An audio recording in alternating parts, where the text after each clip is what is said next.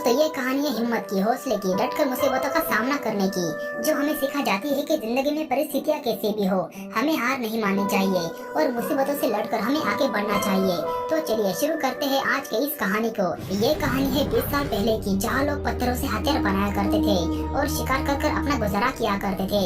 अब हमें कुछ हंटर्स को दिखाया जाता है जो कि जंगली भैंसों का शिकार करने के लिए आए होते हैं, क्योंकि विंटर का मौसम आने वाला था और उन्हें खाना इकट्ठा करना था।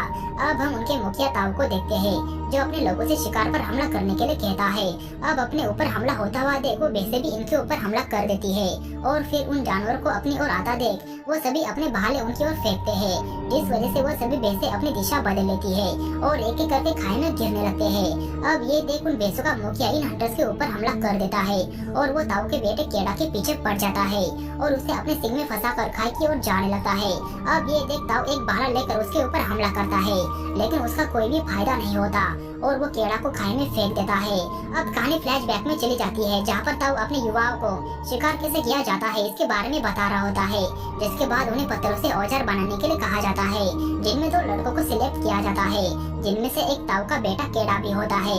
अब उनकी सहन शक्ति का इम्तिहान होता है, जिनमें उन्हें खूब पीटा जाता है, जिसके बाद वो दोनों पास हो जाते हैं और ताऊ को अपने बेटे पर काफी फक्र होता है। अब अगले दिन वो अपने माँ से मिलकर शिकार पर चले जाते हैं और थोड़ी देर आगे जाने के बाद उन्हें एक और कबीले की टोली मिलती है, जो कि ताऊ के दोस्त होते हैं। अब वो सभी एक साथ शिकार पर चले जाते हैं, जहाँ पर वो सफर के दौरान एक जंगली सुअर का शिकार करते हैं और ताऊ अपने बेटे की हिम्मत को परखने के लिए उससे उस सुअर को मारने के लिए कहता है, लेकिन केड़ा उसकी आंखों में देखकर उसे मार नहीं पाता, जिस वजह से ताऊ अपने बेटे पर भड़क जाता है और उसे कहता है कि बेटा आखिर में वही जिंदा रहता है जो ताकतवर होता है, और इतना कहकर वो उस सुअर को मार देता है।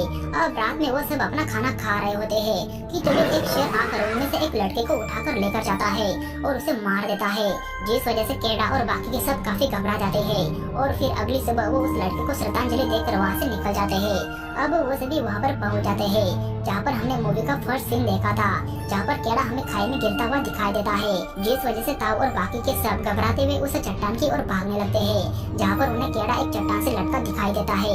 ताऊ अपने बेटे से हिम्मत न हारने के लिए कहता है, लेकिन तभी वो चट्टान टूट जाती है, जिस वजह से केड़ा चट्टान के आधे रास्ते पर गिरकर रुक जाता है। अब ये देख ताऊ अपने बेटे को बचाने के लिए नीचे जाने की कोशिश करता है, लेकिन बाकी के लोग उसे नीचे जाने नहीं देते, क्योंकि वो चट्टान एकदम सीधी थी। और तभी उनका एक आदमी ताऊ से कहता है कि तुम हमारे मुखिया हो और हमें घर पर सुरक्षित ले जाने की तुम्हारी जिम्मेदारी है। और फिर ताऊ अपनी जिम्मेदारी और हालात से बेबस होकर अपने बेटे को इस उम्मीद में आवाज लगाने लगता है कि केड़ा भी उसे आवाज लगाएगा, लेकिन नीचे से केड़ा का उन्हें कोई भी रिस्पॉन्स नहीं मिलता। और फिर अगली सुबह वो अपने बेटे को मरा हुआ समझकर उसे श्रद्धांजलि देकर वहाँ से चले जाते हैं। अब हम केड़ा को देखते हैं जिसे एक पक्षी नोचने लगता है, लेकिन तभी केड़ा की आंख खुल जाती है और वो उसे नीचे फेंक देता है और घबराया हुआ केड़ा अपने पिता को आवाज लगाने लगता है, लेकिन अब आखिर में कोई भी रास्ता न होने की वजह से वो उस चट्टान से नीचे उतरने की कोशिश करता है, लेकिन चट्टान सीधी होने की वजह से वो नीचे नहीं उतर पाता और वो वहीं पर ही लटक जाता है। वो वहाँ पर काफी देर तक ऐसा ही लटका होता है और फिर वहाँ पर बारिश भी शुरू हो जाती है, जिस वजह से वो खाई पानी से भर जाती है। तो केड़ा उस खाई में छलांग लगा देता है और बहता हुआ दूर चला जाता है। और फिर अगली सुबह केड़ा का होश आने पर वो बारिश का गंदा पानी पीता है और अपनी टांग की टूटी हुई हड्डी को सही कर उसके ऊपर पट्टी बांध देता है। और फिर केड़ा लंगड़ाता हुआ उस पहाड़ की चोटी पर पहुंच जाता है, जहाँ पर वो अपनी स्मारक देखकर काफी गुस्सा होता है और फिर उन पत्थरों को खाई में फेंकते हुए वो जोर से चिल्लाने लगता है, जिसकी आवाज दूर खड़े भेड़िए सुन लेते हैं और उसके ऊपर हमला करने के लिए बढ़ते हैं। तो फिर केड़ा उन भेड़ियों से बचने के लिए उसे पेड़ पर अपनी एक रात गुजार देता है। अब अगली सुबह जब केड़ा पानी भरने के लिए जाता है तो वो भेड़िए उसके ऊपर फिर से हमला कर देते हैं। तो केड़ा भागते हुए फिर से उसे पेड़ पर चढ़ने लगता है। तो तभी एक भेड़िया उसकी टांग को पकड़ लेता है। तो केड़ा खुद को बचाने के लिए अपने पास के एक हथियार से उसके ऊपर वार करता है, जिस वजह से वो भेड़िया घायल हो जाता है और केड़ा पेड़ पर चढ़ जाता है। अब वो सभी भेड़िया केड़ा का नीचे आने का काफी देर तक इंतजार करते हैं, लेकिन अगली सुबह वो अपने घायल साथी को छोड़कर वहाँ से चले जाते हैं। अब वो घायल भेड़िया दर्द से कर्रा रहा होता है, तो केड़ा उसे दर्द से मुक्त करने के लिए उसे मारने के लिए जाता है, लेकिन तभी उन दोनों की नजरें एक दूसरे से मिलती है, जिस वजह से केड़ा उसे मार नहीं पाता। तो केड़ा अपने भाले की रस्सी खोलकर उसके मुंह को बांध देता है और उसे अपने साथ लेकर चल देता है। अब काफी देर तक चलने के बाद वो दोनों एक गुफा तक पहुंच जाते हैं, जहाँ पर वो दोनों अपनी रात गुजारते हैं। और अगली सुबह केड़ा अपने घाव पर जड़ी बूटियां लगाता है और पानी पीने लगता है, लेकिन तभी उसका ध्यान सामने बैठे भेड़िए पर जाता है, जो अपने मुंह की रस्सियां खोलने लगता है, जिससे केड़ा समझ जाता है कि उसे भी प्यास लगी है। तो केड़ा डरते हुए उसे भी पानी देता है और इसी तरह इन दोनों की दोस्ती शुरू हो जाती है और बाद में वो उसके जख्मों पर जड़ी बूटियां भी लगाता है। अब केड़ा को भूख लगने की वजह से वो एक खरगोश का शिकार करता है और उसे खाने लगता है और फिर केड़ा को खाता हुआ देख वो भेड़िया भी ललचा जाता है, लेकिन उस भेड़िए पर अपना प्रभाव डालने के लिए वो खुद पहला निवाला खाता है, जिसके बाद वो उसे भी खाने के लिए देता है।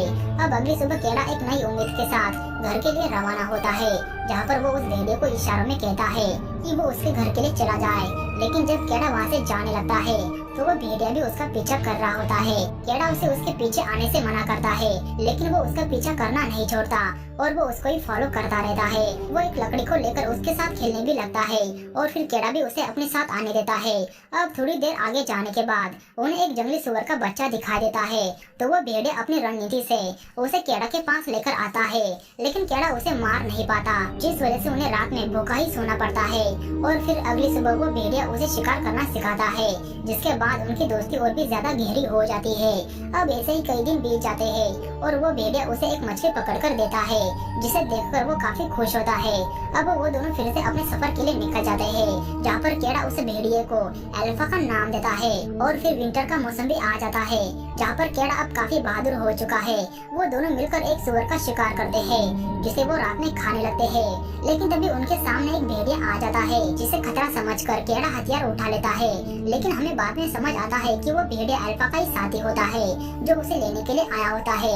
अल्फा केड़ा की तरफ ऐसा देखता है कि जैसे वो जाने की परमिशन मांग रहा हो, तो केड़ा भी उसे अपने परिवार में जाने के लिए कह देता है और अल्फा वहाँ से चला जाता है।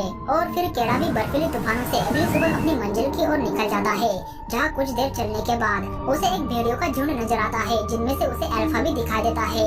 वो काफी खुश होता है और अपने दोस्त की ओर भागने लगता है, लेकिन तभी भागते वक्त वहाँ की बर्फ टूट जाती है, जिस वजह से केड़ा नीचे पानी में गिर जाता है। तो तभी अल्फा भी उसे देख लेता है और उसे बचाने के लिए उसकी ओर आता है। वो बर्फ को तोड़ने की काफी कोशिश करता है, लेकिन वो बर्फ को नहीं तोड़ पाता।